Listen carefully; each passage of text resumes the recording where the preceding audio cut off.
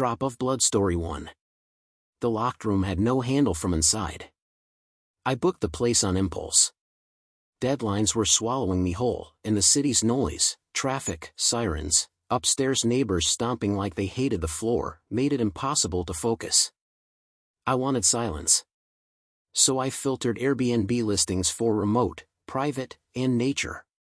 The cabin popped up with 5 stars, 113 reviews, all glowing. Perfect for disconnecting. Bring groceries, nearest store's 30 minutes out. Felt like I was the only person on Earth. That was exactly what I wanted. Or, at least, what I thought I wanted. The first hour was peaceful. Leaves scattered the gravel drive like confetti. Mist hung between the bare trees like something sleeping. The porch creaked underfoot as I dragged my suitcase up. I liked that creak at first. It felt old, lived in, like the place had stories. I didn't know then that creak would keep me awake later. Inside smelled like cedar and faintly like bleach. The host, Denise, had left a sticky note on the fridge. "Welcome, Leah. Help yourself to coffee. Please don't open the door at the end of the hall, it's under renovation. Enjoy your stay, smiley face." I took a picture of the note to text to Alex, my ex, mostly so he'd know where I was. We still texted sometimes. It didn't mean anything. She locked it. "You'll go crazy wondering what's behind it." "Shut up. It's probably water damage. Or a portal. Red rum, etc." I laughed. I shouldn't have laughed. I should have left then. That first night, I made tea and started sketching thumbnails for the last 2 spreads of the book, a children's fantasy story about a girl and her cat who go moon hopping. Light stuff. My agent had been patient, but the deadline was 3 days away. At some point, I must have dozed off on the couch. I woke around 2:45 a.m. to a faint scrape. It was so quiet out here, the sound of anything was sharp. I sat up, listening. Nothing. Then again, softer, SCRRK, SCRRK. It came from the hallway. I turned on my phone flashlight. The cabin was old. I told myself it was pipes or the wind in the walls. Maybe an animal outside. I crept down the hall. 3 doors. 1 to the bathroom. 1 to the spare room. And 1, farthest, with a brass knob and a thin crack under it where faint, still air leaked into the hallway. That door. The locked one. I stared at it. The scraping stopped. I didn't sleep after that. In the morning, I blamed my imagination and brushed it off. But I noticed something odd. When I opened my sketchbook, one of the pages had been altered. Just one. A background I'd drawn, a grassy hill under stars, now had something else. A faint shape in the trees. It looked like a silhouette. Small, too small to be an adult. Maybe a child. I didn't remember adding it. I rubbed my eyes. Maybe I was tired. Still, I tore out the page and started fresh. That evening, the mist rolled in again. It came thick, covering the windows like wet paper. I sat at the tiny dining table, drawing with earbuds in. Lo-fi music. Candle on. Mug of soup. I had started to feel okay again. Until I saw the crayon. It was on the floor beside the door. Red. Peeled label. Dull tip. I don't use crayons. I don't even own crayons. I picked it up and left it on the counter. At 3:11 a.m. I woke with a start. Not from a noise. From the silence. It was heavy. Too quiet. Like the air was holding its breath. Then, a soft, wet hum. Coming from the locked door. Like a child humming under their breath. No melody. Just long, droning notes. I sat in bed frozen. I didn't move. Not even to check my phone. Eventually, it stopped. I didn't sleep again. In the morning, I found another red crayon. This one in the sink. I was starting to feel watched. Not constantly. Just when I sat still. Like something in the walls tilted its head when I did. I emailed Denise. "Hi, just wondering if anyone else is on the property?" "It's probably nothing, just heard some odd noises last night." She replied an hour later. "Nope. You're completely alone, smiley face." I stared at the smiley face for too long. Later, I opened the spare bedroom. Just to check. Nothing inside but a bed frame and a dusty lamp. But the mirror, tall, warped glass, didn't reflect the angle of the room correctly. When I moved, it lagged. A fraction of a second too slow. It gave me a headache, so I threw a towel over it. That night, I shoved a chair against the locked door. Just in case. At 3:11 a.m., the humming returned. This time louder. The door handle turned, click, and stopped against the chair. Something on the other side pressed, once, against the wood. Then silence. I waited until dawn before moving. The chair had shifted 2 inches. There were red crayon marks all over the floor. I wanted to leave. I tried to leave. But the road out was flooded. The creek had risen with last night's rain, swallowing the only bridge. I was stuck. Back inside, I found another drawing in my sketchbook. Not mine. Sloppy, heavy crayon lines. A stick figure girl standing in a hallway. Behind her, a black door. Red marks around it like eyes. And in the corner, a figure. Drawn in the same shape as before. I closed the book. Then I heard something from the bathroom. Something soft. Not words. Just humming. I didn't open the bathroom door right away. I stood outside it for maybe a minute, trying to listen. The humming had stopped. All I could hear was the wet tick of the faucet dripping, one drop every few seconds, like something inside was counting time. I told myself it was just a leak. That the humming was in my head. Lack of sleep. Anxiety. Cabin fever. Still, I knocked. Once. No answer, of course. I opened the door slowly. The mirror was fogged, though I hadn't used the shower since yesterday morning. And the towel I left folded on the rack was on the floor. Unrolled. Damp at the edges. On the mirror, drawn in something waxy and red, were 3 vertical lines. Like tally marks. I didn't touch them. That afternoon, I sat on the couch and opened my sketchbook again. I had avoided it all morning. But work was still due. I still had an agent expecting pages. The pages had changed again. This time, the moon in one scene was wrong. It had eyes. Just 2 black, open eyes, drawn into the moon like pits. The main character, the girl I'd drawn, now stood in a strange position, hunched forward, arms out, like she was listening for something. And in the far left margin, almost hidden in a tree's shading, a second figure. Small. Blurred. I flipped to the next page. Same girl. This time, her mouth had been drawn as a straight red line. Like someone had erased her smile and replaced it with silence. The crayon again. I opened every drawer in the house, searching for them.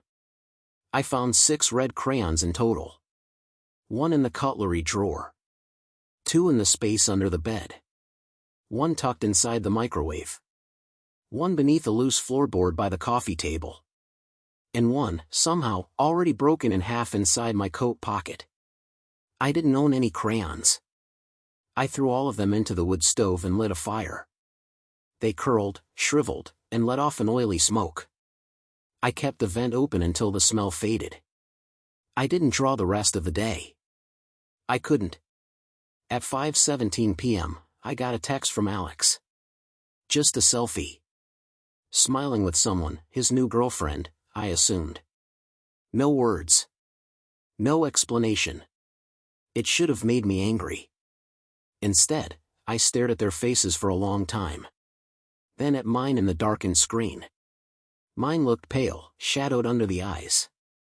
A little older. It was strange. I hadn't cried, but my cheeks were wet. Around 6:30, I tried to eat canned soup again. But I couldn't stop glancing at the hallway. The door. The air near it felt thicker. Heavier. I'd stopped using that end of the house. I slept on the couch with the fire going. Left the hall lights on. Left the bathroom door cracked. Still, the humming came back. Always at 3:11 a.m. And now it was followed by scratching. Not loud, more like fingernails grazing drywall. Right next to my head. I sat up and listened. The noise stopped. Then, a new sound. Something light tapping against glass. I turned toward the window. There were fingerprints on the inside. I waited for daylight again. I didn't sleep. I didn't even blink much. By morning, I had a tension headache so sharp it hurt to move my eyes. I tried the road again, but the water hadn't gone down. If anything, it had risen. The bridge was submerged. Trees bent in the current like they were kneeling. I called Denise. It rang once, then cut off. I emailed her again. No reply. I called Alex. Straight to voicemail. I was alone. That night, I dreamt for the first time since arriving. I was standing in the hallway. The locked door was open, but the inside of the room was black, not dark, but black, like the absence of space. The red crayon rolled out slowly toward my feet. Then I heard it, a child's voice whispering right against my ear. I know your name now. I woke up gasping. The sketchbook lay open beside me. I hadn't touched it. A new page had been filled in. Not a drawing this time, just one sentence. You looked at me. In crayon. I started packing. Clothes. Charger. Sketchbook. I didn't care if I had to walk to town, soaked to the knees. I needed out. But when I opened the front door, the sky was wrong. It looked too low. The clouds weren't clouds, they were something else. Gray, flat, unmoving. A ceiling. No wind. No sound. The trees outside weren't trees anymore. Just black trunks, hundreds of them, identical, like a repeating pattern. I closed the door. I sat back on the couch. Shaking. Either I was losing my mind. Or I was already somewhere I didn't understand. That night, I didn't wait for the humming. I walked to the locked door and sat down in front of it. I pressed my ear to the wood. And I whispered. What do you want from me? No response. But the door handle moved. Slowly. It turned until it hit the lock. Then a soft knock. Not on the door. Behind me. I turned around. No one was there. Just my own drawing, pinned to the wall behind me. The one I tore out days ago. The girl on the hill. Her face erased now. In its place, 2 black pits for eyes. A straight red line for a mouth. And under it, a new sentence, faint.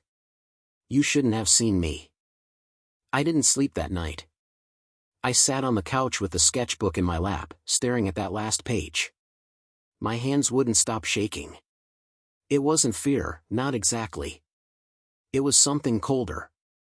Like I'd already lost and my body hadn't caught up yet. The fire had long since gone out. The only light came from the hallway. That sickly yellow bulb above the locked door flickered, like it was struggling to decide whether it belonged in this world or not. Something had changed. I felt it. I didn't feel watched anymore. That would have been a comfort. Being watched meant there was something outside me. Now, whatever it was inside. I tried to write a note. I wrote. If someone finds this, my name is Leah Monroe. I stayed in the Airbnb off Route 9 near Asheville. Something's wrong with the house. I stopped there. The rest felt impossible to explain. I didn't want to sound crazy. I didn't want to give it power. I folded the note and slipped it into my sketchbook. Then I took the sketchbook and stuffed it into my duffel bag. I told myself I'd leave at sunrise. I didn't want to see the sky before then. 3:11 a.m. I didn't hear the humming this time. Just the sound of the door unlocking.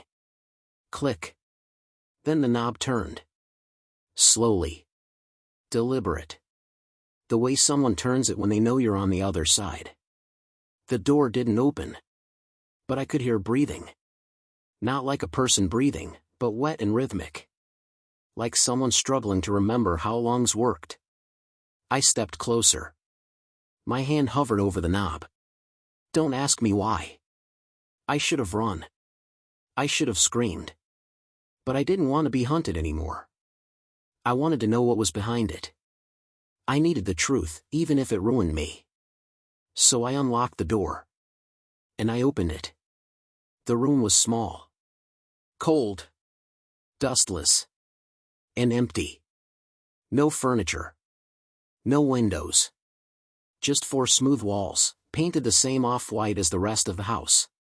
But the moment I stepped inside, the air changed. I blinked. The door behind me was gone. I was standing in my apartment. Not the cabin. My apartment. Back in Atlanta. The one I hadn't seen in days. But something was wrong. The lights were dimmer. My furniture wasn't where I left it. And my art, all my illustrations, were tacked on every surface, every wall, layered on top of each other like wallpaper. And every character's face had been replaced. 2 black eyes. 1 red line. Over and over and over. I turned, and there was the door again. The cabin door. Still open. I ran through it. Back into the hallway. But it wasn't the hallway anymore. It was longer now. Stretched. Warped. The floor sloped slightly down, like I was walking into a basement that didn't exist. The pictures on the wall weren't mine. They were drawn in crayon. Stick figures. All the same girl. Sometimes running. Sometimes curled in a ball. Sometimes clawing at a locked door. I kept walking. I don't know how long. It felt like hours. At one point, the lights above me blinked out. And when they came back, the hallway had shortened behind me. There was no going back now. That was when I heard the voice again. You see me now. It didn't come from behind the door. It came from inside me. Like it had found somewhere new to live. Eventually, the hallway ended. Just a mirror. Old, warped. Like the one I'd covered with the towel. I stepped in front of it. My reflection didn't match me. I was still. But she, the me in the mirror, was breathing. Her eyes blinked slowly. Her hands twitched. And her mouth. That thin, red line. I don't remember screaming. But I must have. My throat hurt later. Like I'd been screaming for hours. I woke up in the same spot, curled in front of the locked door. But it was shut again. Like it had never been opened. No one was there. No sound. No light in the hallway. Just the faintest red wax smudge on the doorknob. I tried to leave again that morning. The road had cleared. No water. No wind. The sky looked normal. I drove for miles before I let myself exhale. I didn't even look in the rear view. Not once. It's been a month. I'm back in the city now. Apartment. Desk. Deadlines. But something followed me. The drawings keep changing. The girl with the red line mouth shows up in corners. On napkins. On receipt paper. In places I haven't drawn. And the worst part is, I'm starting to draw her without noticing. Sometimes I find myself sketching in my sleep. I wake up, and the sketchbook is open beside me. There's humming in the walls. The lights flicker at 3:11 a.m. And the door, the locked door, it's here now too. At the end of my hallway. It wasn't there yesterday. The door still has no handle from the inside. but it opens a little more every night. Drop of Blood story 2. The listing said basement locked, but I heard it open. I didn't tell anyone I was coming here. The house was outside Denver, a sagging split level with yellow siding and half-dead shrubs out front. The kind of place frozen in 1973, where everything inside smells like dust and lemon cleaner, no matter how often it's scrubbed. The driveway was cracked and uneven. The porch light flickered. Still, it was perfect. No decorations. No family photos. No fake cheer. Just 4 walls and a door I could lock behind me. Exactly what I needed. I'd booked the place for a week over Christmas. Told my brother I was going to friends. Told my friend I was spending it with family. Told myself it wasn't about running away. The host, a woman named Karen, left a welcome note in curling handwriting on the kitchen counter. Heat runs on a timer. Resets at 2 a.m. basement locked for safety. Please don't tamper with the door. Enjoy your stay. There was a smiley face at the end. She even underlined please. I didn't think much of it at the time. First impression of the house. Quiet, not peaceful quiet. Hollow quiet. The kind of stillness that presses against your ribs when you walk into a space where no one's lived for a while. No footsteps above or below. No hum of the fridge. Even the heater only clicked once every few minutes. Just long enough to remind me how cold it was outside. I dropped my bag in the bedroom and walked the house. Old furniture. Green shag carpet. Plastic runner strips in the hallway. All the windows had heavy curtains, all drawn. The kind you'd find in a funeral home.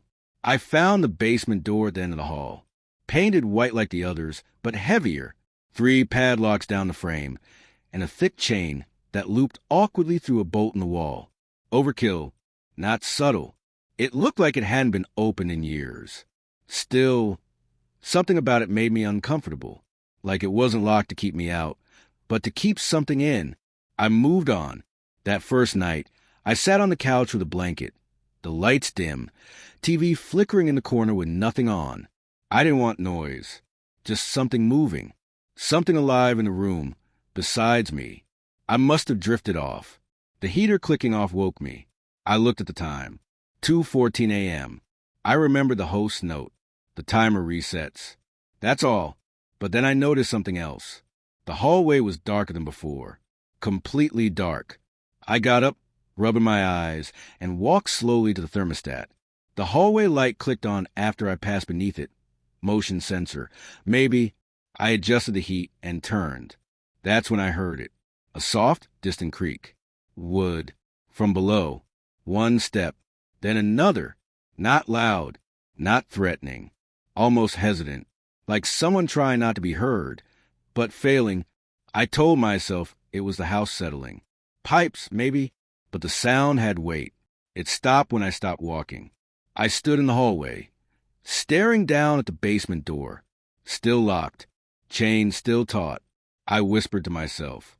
Just old wood. But I didn't believe it. The next morning, the air smelled different. Slightly metallic, like pennies rubbed between your palms. Or warm electronics left on too long. I opened the curtains in the kitchen. Light snow had fallen overnight. Thin, soft, but enough to cover the walkway.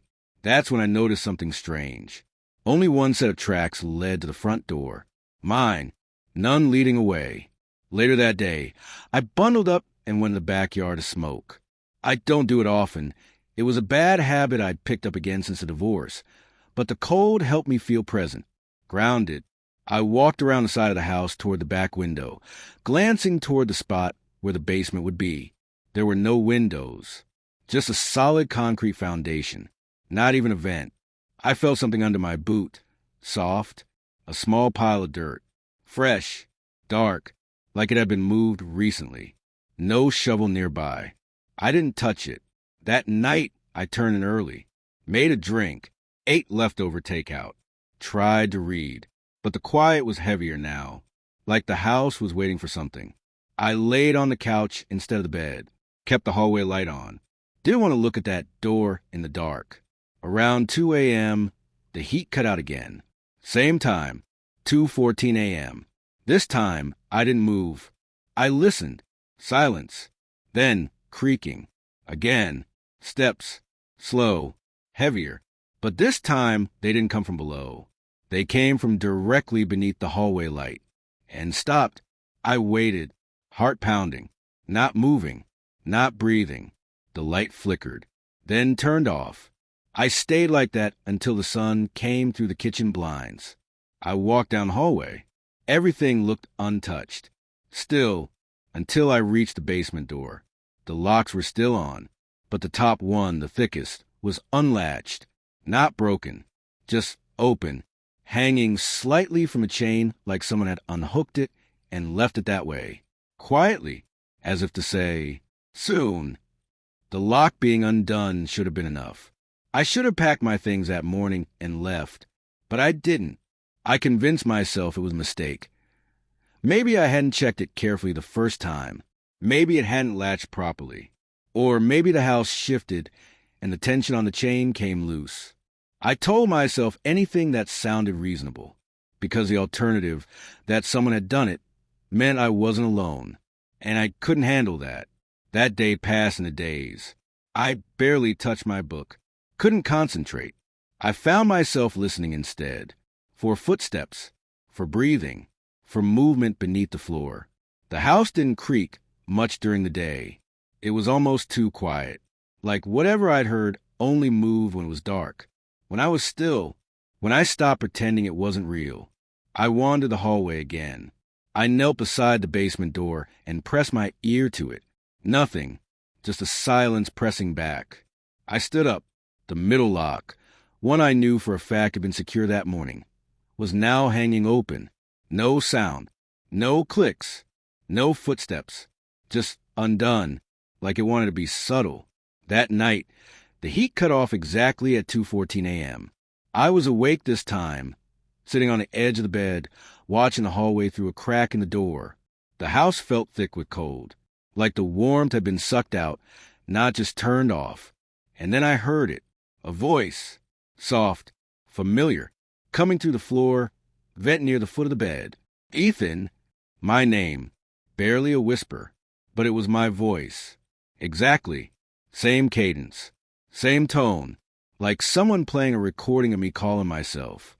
I didn't move. Ethan, come look. Quieter now, just below the threshold of comprehension. I reached for my phone with shaking hands and opened the voice recorder app. I pressed record and held the phone near the vent. Nothing, just silence. The next morning, I checked the recording. Still silence. But something else was wrong. My voice memo app had 12 new files, each time-stamped at exactly 3:11 a.m. I hadn't recorded them. I hadn't been awake then. I opened one. Static, then breathing. Then my voice, distorted and far away. We miss you down here. I dropped the phone. It slid across the hardwood. I called the host. It rang twice before she picked up. She sounded tired. Or sick. Her voice was hoarse. Hello? Karen? This is Ethan Caldwell. I'm staying at the... I know who you are. Silence. I think someone's been in the house. The lock's on the basement. Don't open it. Her voice was flat. Sharp. I didn't. I mean, 2 of them are undone. I didn't. Don't let it call you. I stopped talking. She sighed, almost like crying. It can only leave if someone replaces it. What? You'll want to see. You'll think it's someone you lost. It's not. Then she hung up. I didn't sleep that night. I couldn't. I lay on the couch, blanket wrapped tight. Fire long dead. I stared at the hallway light, half waiting for it to flicker off. At 2:14, the heat died. A low click. Then the house held its breath. From the intercom on the kitchen wall, a panel that hadn't worked all week, I heard static. Then the faint click of it activating. And then, through the crackle, you can come now. I stood slowly. I walked to the hallway. The third and final padlock, the one I had never touched, was now dangling loose. All 3 locks were off. Only the chain remained. I didn't open it. I couldn't, but I stood there for a long time, listening. Behind the door, slow breathing. Then footsteps. Then a single knock. Soft, polite, like an invitation. In the morning, I tried to leave. I packed my things, put on my coat, grabbed the keys. But the front door wouldn't open. The deadbolt turned, but the door itself wouldn't move. Like something behind it was pushing back. I checked the windows. Nailed shut. I tried calling again. No signal. Just static. Even the Wi-Fi showed connected. But every page timed out. It was like the house had sealed itself. That afternoon, I walked the hallway again. I pressed my hand to the basement door. It was warm. Just the door. Not the wall. Not the floor. Just the wood itself.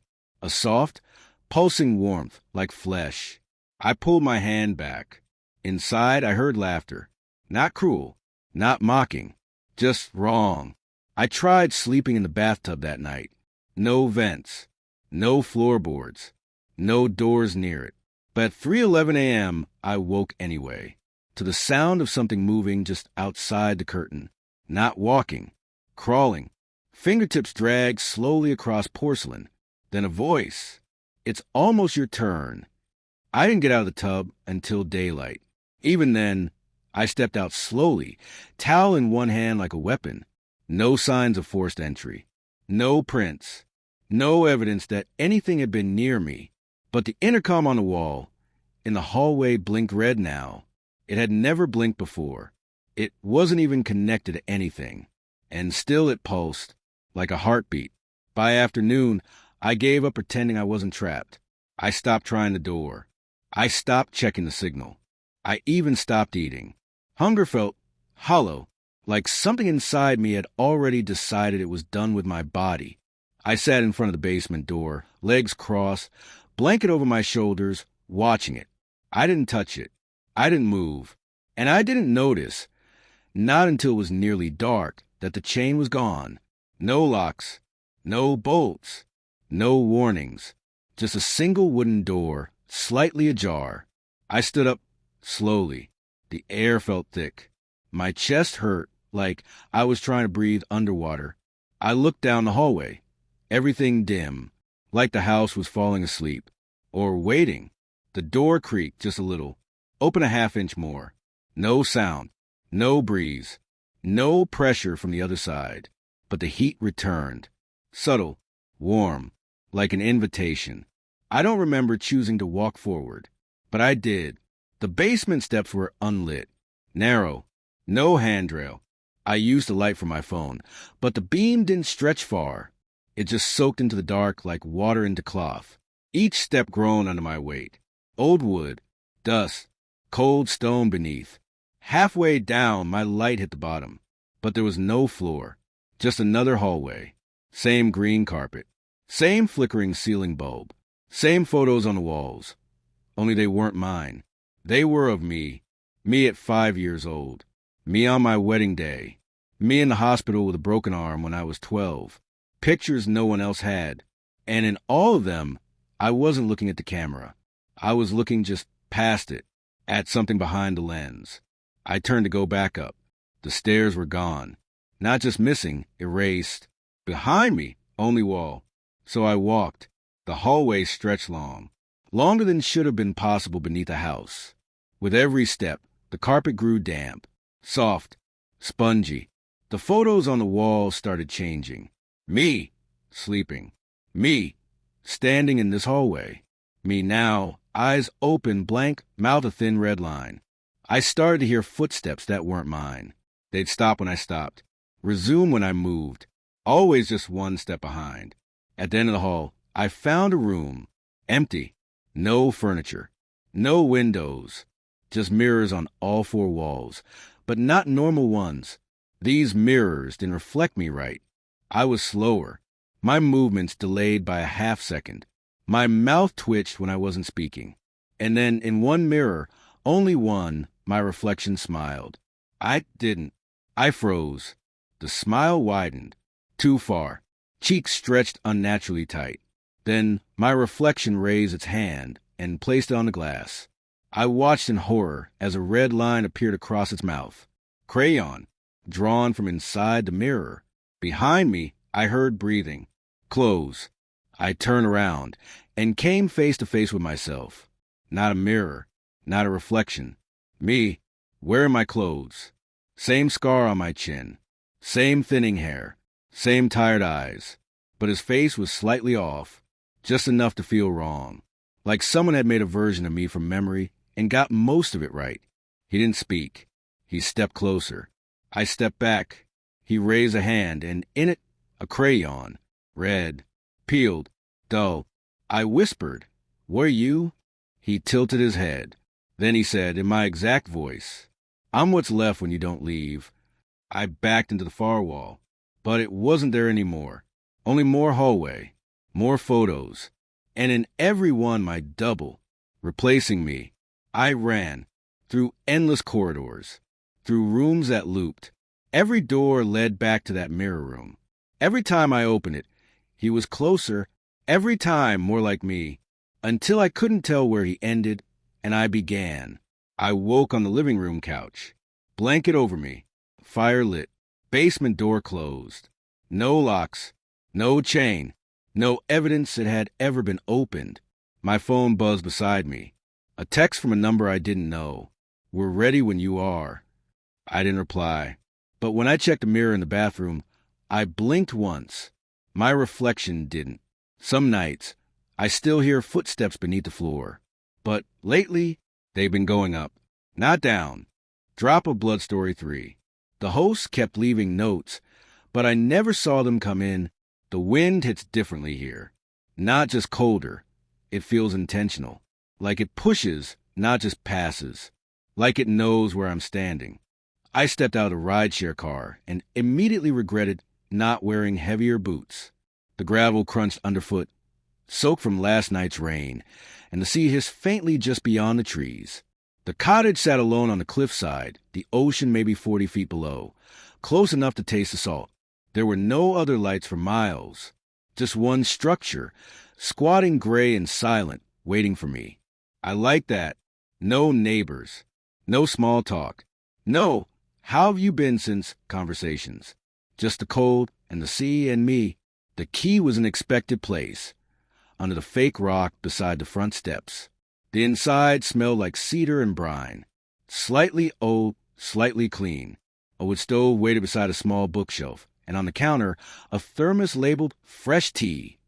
I opened it, still warm. That's when I noticed the note, folded neatly under a seashell paperweight on the kitchen island. Written in neat, careful handwriting. "Welcome, Mara. You sleep with the window open. Thought you'd want extra blankets.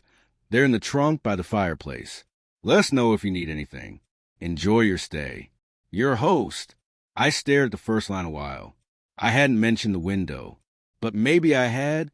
My Airbnb profile had been up for years. Maybe I'd reviewed another place and mentioned it there. Or maybe the last guest said something, and they assumed it was me.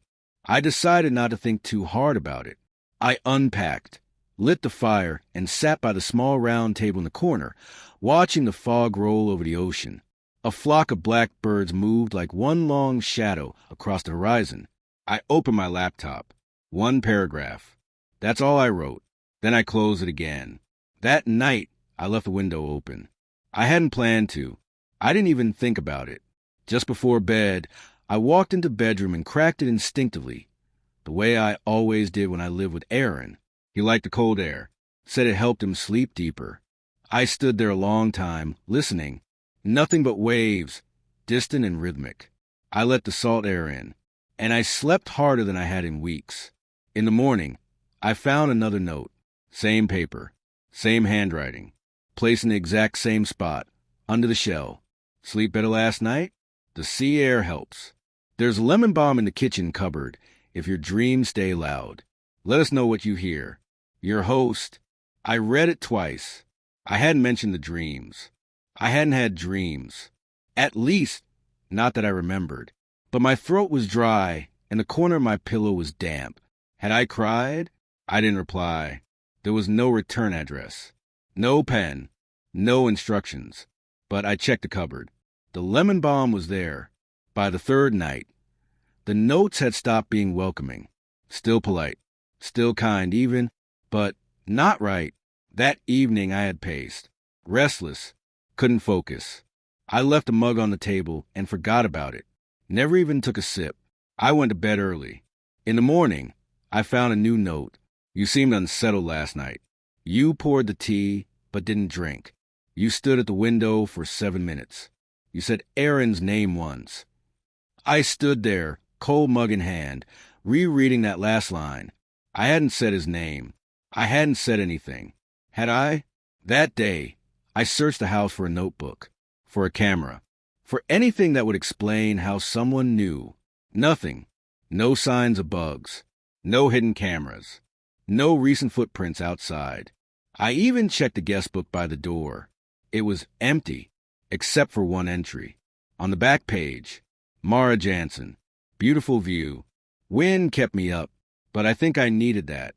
March 17th. Today was March 16th. That night, I stayed awake. I sat in the living room, wrapped in a quilt, staring at the hallway. No sounds. No footsteps. No signs of entry. No creaking door. And yet, I still woke up at 6:15 a.m., slumped over on the couch, with a new note under the shell. You tried, but we've always written while you sleep. You're not alone here, Mara. Let us in when you're ready. There was something new at the bottom. The shell had been moved. Beneath it, a second note. This one crumpled, the handwriting sloppier, uneven, rushed. Don't let them answer for you. Don't write back. They only need your permission. It wasn't signed. I kept both notes. The neat one went back under the shell, exactly where I found it. The second, the messy one, I folded and slipped into the pocket of my coat. I don't know why. It felt like a warning. Something left for me. Something not from the host. Whoever the host was. That day, the fog never lifted. The sea was hidden behind a wall of gray, and the house groaned occasionally, like it was adjusting to being watched. I walked room to room, checked the windows. All locked. Doors too. Still no phone service. No internet. My laptop couldn't connect to anything.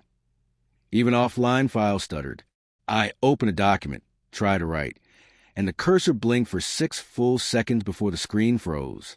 When I closed the lid, the fan stayed on. It didn't stop until I unplugged the charger entirely. Around 2 p.m., I found a new item on the desk in the bedroom. A small hand mirror. Oval. Silver rim. Worn handle. I hadn't brought it. I hadn't seen it the night before. I don't use hand mirrors. I use my phone. When I picked it up, my reflection lagged. Just slightly. A blink that didn't match mine. I dropped in the closet and shut the door. By evening, I felt tired in a way that didn't come from lack of sleep. It was heavier, a fatigue behind the eyes. I sat by the fireplace with tea I hadn't made. It was already there, steaming faintly. I drank it anyway. It was warm, sweet, like someone remembered how I used to take it, and that made me feel angry. I wasn't here to be cared for. I was here to forget. Around 3 a.m., I woke to the wind howling through the vents. My blanket had fallen to the floor. The bedroom window was cracked open again, wider this time. I got up to close it, and something tapped the back door. 3 knocks. Deliberate, then silence. I stood frozen at the foot of the bed, eyes locked on the hallway. The house creaked. No more knocks. No footsteps. But I heard something. A scrape, like paper against wood. I didn't check until morning. On the kitchen counter was another note. This one was typed. A single sheet of printer paper. You've been very quiet this visit. That's all right. We remember you better when you're quiet. We almost have enough now. No signature. I opened the guest book again. Now there were 3 new entries. All signed Mara Jansen. All in different handwriting. All dated within the next 5 days. I only read one. It's easier when you stop checking. I watched the waves yesterday. The reflection in the glass smiled before I did. I tore the page out. It was soft, thin, like it had been written long ago, like it was already part of the house. That afternoon, I tried to leave. I packed a few things I brought and walked to the front door. It opened. Nothing stopped me. The gravel drive was still damp from last night's mist. The trees bowed gently in the cold wind, but my car wasn't there. I hadn't noticed until that moment. The rideshare had dropped me off and driven away. I had no car, no signal, no road in sight, just the sea on one side and trees on the other, and the back door still tapping. 3 times. Always 3. I returned inside. I tore the typed note in half, dropped it in the fire. It curled into black edges, shrank to ash. But as I turned away, there it was again, on the counter. Not just reappeared. It had never burned. Identical. Clean. Centered perfectly beneath the shell again. That night, I found my handwriting on a note I didn't remember writing. They're learning your patterns. You repeated a loop today. You didn't notice. You made the same tea twice. You cried at 4:08 and blamed the wind again. You forgot what happened yesterday. At the bottom, written faintly, I never left. I checked the guest book again. Now, there were 7 entries under my name. One was dated the day I arrived. Another dated tomorrow. The last one, blank. But the signature line was already filled in. Mara Jansen. The mirror was gone the next morning. Not just moved, gone. The closet was empty. No dust pattern. No outline. No explanation. In its place was a note. Short, simple, folded in thirds and laid gently across the closet floor, like someone had left it with care. You've been good at pretending, but it's time to see yourself now.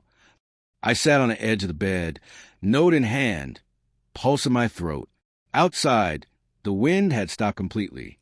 No waves, no birds. The house was listening. I opened the guest book again, page after page now. Not just my name, but full entries, written in a voice that sounded too much like mine, but off, like someone had memorized how I thought and missed the rhythm by half a beat. One line stood out, written 3 pages ahead. You'll come home tonight. We've been waiting. That was the last one. I walked room to room, slowly, deliberately. Nothing moved, no notes, no signs of intrusion. But I began noticing details I'd never seen before. A photograph on the mantel, blurry, out of focus, showed a woman standing at the cliff edge. Her posture, her coat, the back of her head, it was me. But I'd never been to that part of the cliff. A book on the shelf had a pressed flower inside it, a forget-me-not. I don't remember opening the book, but the flower was dry, preserved, as if someone knew I would find it, as if someone wanted me to. Around sunset, I checked my laptop.